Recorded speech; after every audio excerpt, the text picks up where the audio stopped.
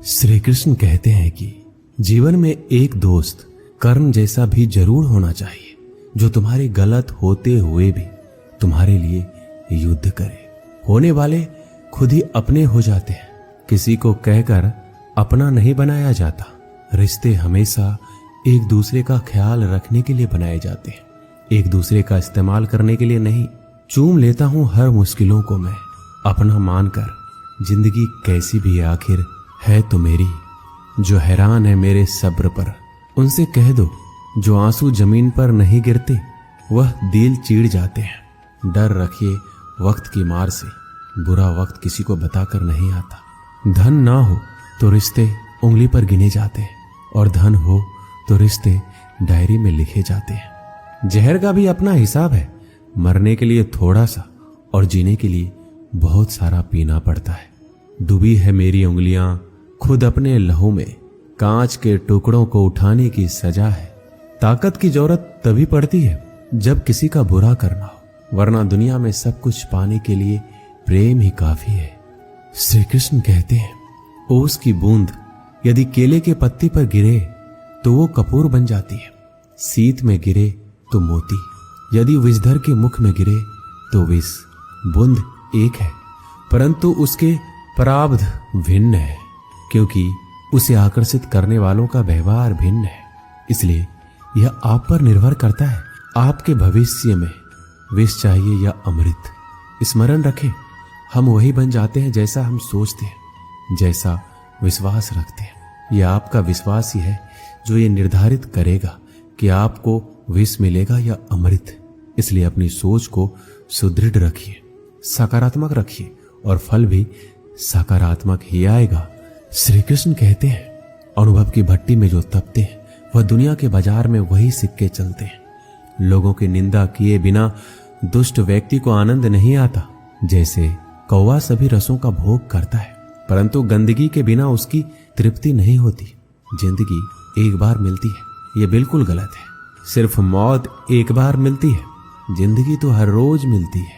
जब सोच में मोच आती है तब हर रिश्ते में खरोच आ जाती है।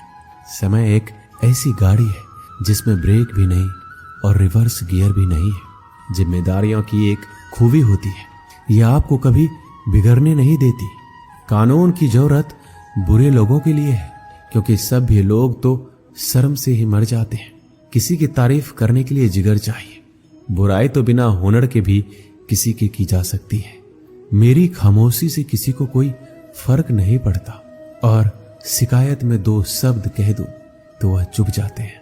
श्री कृष्ण कहते हैं जब से ये सृष्टि बनी है, नदी की धारा और चट्टान के मध्य सदा संघर्ष रहा है, परंतु हर बार चट्टान की कठोरता को हारना पड़ता है, और नदी की धारा कोमल होते हुए भी कठोर चट्टान को काट देती है।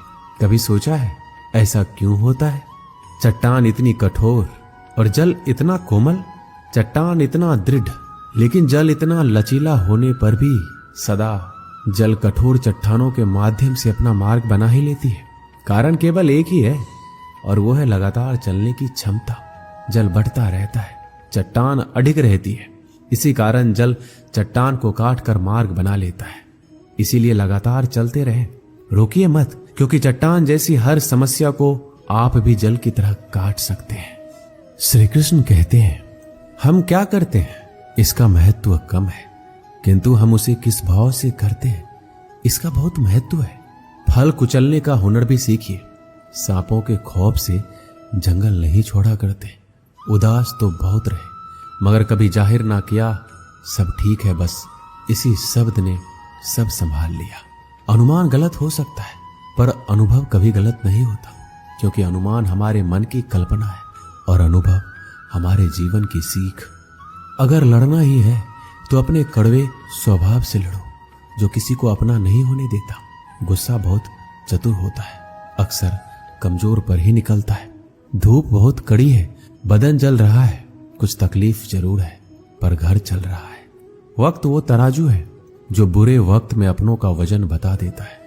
जिसमें नुकसान सहने की ताकत हो वही मुनाफा कमा सकता है, फिर चाहे वह कारोबार हो या रिश्ते। श्री कृष्ण कहते हैं जिम्मेदारियां भी खूब परीक्षा लेती है, जो निभाता है उसी को परेशान करती है। कहीं ना कहीं कर्मों का डर है, नहीं तो गंगा पर इतनी भीड़ नहीं होती। जो कर्म को समझता है उसे धर्म को समझने की जरूरत ही नहीं।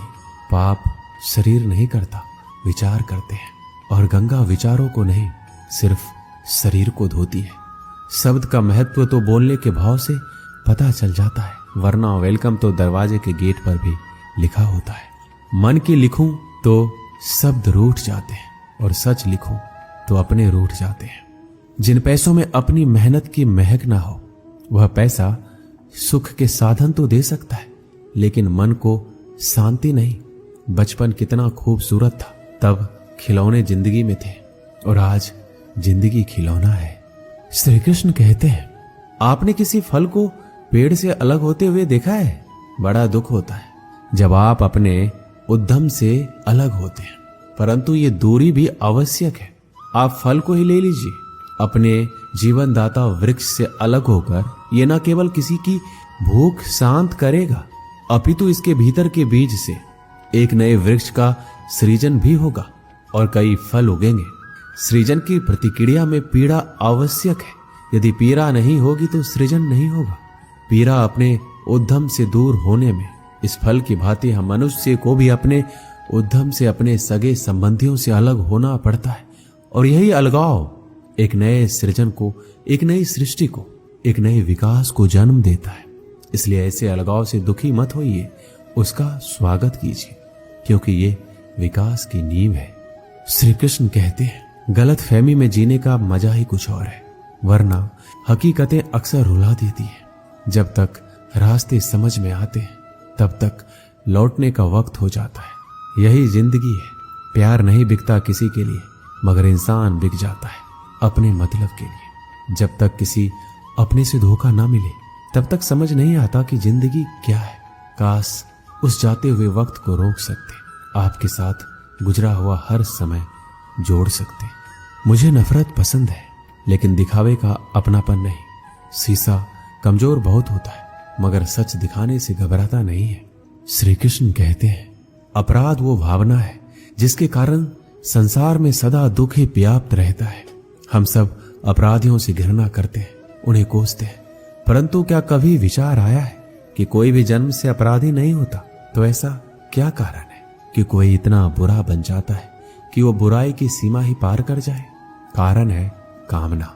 यदि कामना पर नियंत्रण ना रखा जाए, यदि कामना को पूर्ण करने के लिए परिश्रम ना किया जाए, तो वो तृष्णा में बदल जाती है, और तृष्णा लालच में, और लालच छल में, और छल करते ही मनुष्य अपराध की ओर अपना पग बढ़ा देता है।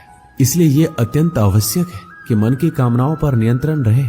यदि मन पर नियंत्रण रहेगा तो अपराध पर स्वयं ही नियंत्रण हो जाएगा। हम सबका मन करता है कि हम जीवन में ऐसे शिखर पर पहुंचे जहां हमसे ऊपर कोई ना हो, जहां हमें कुछ करने की आवश्यकता ना पड़े। कुछ लोग इस शिखर पर पहुंच भी जाते, परंतु उनका मन सदा विचलित रहता है। मनोरंजक बात है ना कि जिस विश्राम को पाने के लिए हम इतनी मेहनत करते हैं, इतना परिश्रम करते हैं, वो हमें मिलता ही नहीं। कारण स्वयं सोचिए, वन का राजा होने के पश्चात भी सिंह को शिकार करने के लिए परिश्रम क्यों करना पड़ता है? क्योंकि राजा होने का अर्थ ये नहीं कि वो सदा सोता रहे और मृग स्वयं उसके समक्ष आकर कहे, आइए महाराज, मुझे खाकर अपनी भूख मिटाइए। तो ये समझ लीजिए, कार्य आपके परिश्रम से संपन्न होते हैं, केवल कामना से नहीं। यदि आप नीचे हैं तो सदा स्मरण रखिए कि आपका परिश्रम ही आपको ऊंचाइयों पर ले जाएगा, और यदि आप ऊंचाई पर हैं तो वहां पर भी रहने के लिए आपको निरंतर परिश्रम करते रहना होगा। अर्थात परिश्रम से मुक्ति नहीं है, क्योंकि परिश्रम ही जीवन है। भगवान श्री कृष्ण कहते हैं कि डरो मत, ईश्वर हमेशा तुम्हारे साथ है। जब कभी हमारे मन में डर पैदा होता है तो हम भयभीत हो जाते हैं और कई सवाल मन में उथल पुथल मचाने लगते हैं कि अब क्या होगा, कैसे होगा, क्या हम हार जाएंगे या फिर कहीं ये अंत तो नहीं। हमें अपने आसपास वो सभी चीजें दिखाई देने लगती है जो वास्तव में होती ही नहीं है। हमारे मन की कल्पना ही हमारे मन के डर को जन्म देती है, और ये डर हमारे वर्तमान और भविष्य को नष्ट कर देता है। अक्सर हमने देखा होगा कि संसार में सभी लोगों को किसी न किसी वस्तु का या फिर किसी न किसी व्यक्ति का डर हमेशा ही सताता रहता है। और जो सबसे बड़ा डर मनुष्य के मन में घर कर लेता है वो होता है मृत्यु का डर, जो हर एक व्यक्ति को आजीवन परेशान किए रखता है। आपने देखा ही होगा कि माता पिता अपने मृत्यु से पहले अपने बच्चों के लिए वो सब कुछ करना चाहते हैं जिससे उनके बच्चों को अपने भविष्य में किसी तरह की परेशानी ना हो और जो उनके जीवन को सरल बना सके। लेकिन क्या ये सही मार्ग है? क्या इससे उनकी संतान अपने भविष्य के प्रति इस डर के भाव को खत्म कर सकती है? भगवान श्री कृष्ण सदैव कहते हैं कि हम अपने जीवन काल में बहुत से कर्म करते हैं, लेकिन जो कर्म हम पहले से करते आ रहे हैं अगर उससे कुछ अलग करना चाहते हैं तो हमें हमारी हार का या फिर हमें असफल होने का डर सताता है और हम बिना परिणाम जाने ही अपने मन में ये सोच लेते हैं कि कुछ ना कुछ जरूर बुरा हो जाएगा और यही भाव हमें डर की स्थिति में पहुंचा देता है। और श्री कृष्ण के अनुसार यही डर हमें अज्ञानता की ओर ले जाता है। वास्तव में अज्ञानता का पहला चरण है भय, भय जो श्रेष्ठ से श्रेष्ठ मनुष्य के विवेक को हर लेता है। जरा स्वयं ही अनुमान लगाइए कि कोई आपको तैराकी के लिए कह दे, लेकिन आज से पहले आपने कभी भी तैराकी नहीं की है, तो आप अपनी तैराकी सीखने से पहले ही अपने मन में यदि ये डर बैठा लेते हैं कि कहीं आप डूब ना जाए या फिर आपके साथ कोई अनहोनी ना हो जाए, तो आजीवन आप तैराकी सीख नहीं पाएंगे, अज्ञान रह जाएंगे। फिर चाहे आपके पास ब्रह्मांड का सबसे उत्तम गुरु ही क्यों ना हो। श्री कृष्ण कहते हैं इस डर को पीछे छोड़कर सफलता के मार्ग पर बढ़ना जरूरी है। यदि हम अपने डर से पीछा छुड़ाना चाहते हैं तो हमें अपनी आरामदायक स्थिति को त्यागना होगा। जब तक हमारा मन स्वयं को कष्ट देने से डरता है तब तक हमें कुछ भी नया करने से पहले या हार जाने का या फिर कोई अनहोनी हो जाने का भय सताता है। इसलिए यदि हम डर को जीतना चाहते हैं तो हमें डर का सामना खुद ही करना होगा और अपने हृदय को कठोर बनाना होगा। तब जाकर हम इस डर की परिस्थिति से बाहर आ जाएंगे। श्री कृष्ण कहते हैं अगर हमें अपने डर पर विजय प्राप्त करनी है तो हम परिणाम की चिंता नहीं करते हैं। कर्म करते जाओ, फल की चिंता मत करो। समय आने पर फल आपको अपने आप ही मिल जाएगा। और यदि हम फल की चिंता किए बिना स्वतंत्र रूप से कर्म करते हैं तो निश्चित ही परिणाम में स्वादिष्ट फल चखने के लिए मिलते हैं। इसी स्थिति को यदि आप कलयुग के अनुसार देखेंगे तो श्री कृष्ण स्वयं कहते हैं कि कोई भी परिस्थिति हो, कैसी भी हालात हो, वो सदैव जीव आत्मा के साथ रहते हैं और अपना कर्म करते जाओ और भयभीत होने की कोई भी आशंका मत छोड़ो, क्योंकि वो सदैव अपनी संतान के साथ में है। फिर आप कैसी भी मुश्किल परिस्थिति में हैं, चाहे कितनी भी दुर्गम हालात हो, चाहे ब्रह्मांड में हो, दुनिया में हो, कोई आपका साथ दे या ना दे, लेकिन ईश्वर सदैव आपके साथ रहेगा। एक गांव में एक किसान रहता था। उस गांव के बाहर एक छोटा सा खेत था। एक बार फसल बोने के कुछ दिनों बाद उसके खेत में चिड़िया ने घोंसला बना लिया। कुछ समय बीता तो चिड़िया ने वहां 2 अंडे भी दिए। उन 2 अंडों में से 2 छोटे छोटे बच्चे निकल आए। वो बड़े मजे से उस खेत में अपना जीवन गुजारने लगे। कुछ महीनों के बाद फसल कटाई का समय आ गया। गांव के सभी किसान अपने खेतों की फसल की कटाई में लग गए। अब चिड़िया और उसके बच्चों को वह खेत छोड़कर नए स्थान पर जाने का समय आ गया था। एक दिन खेत में चिड़िया के बच्चों ने किसान को यह कहते सुना कि कल मैं फसल कटाई के लिए अपने पड़ोसी से पूछूंगा और उसे खेत में भेजूंगा। यह सुनकर चिड़िया के बच्चे परेशान हो गए। उस समय चिड़िया कहीं गई हुई थी। जब वो वापस लौटी तो बच्चों ने उसे किसान की बात बताई कि माँ, आज हमारा यहाँ अंतिम दिन है, रात में हमें दूसरे स्थान के लिए यहाँ से निकलना होगा। चिड़िया ने उत्तर दिया, इतनी जल्दी नहीं बच्चों, मुझे नहीं लगता कि कल खेत में फसल की कटाई होगी। चिड़िया की कही बात सही साबित हुई।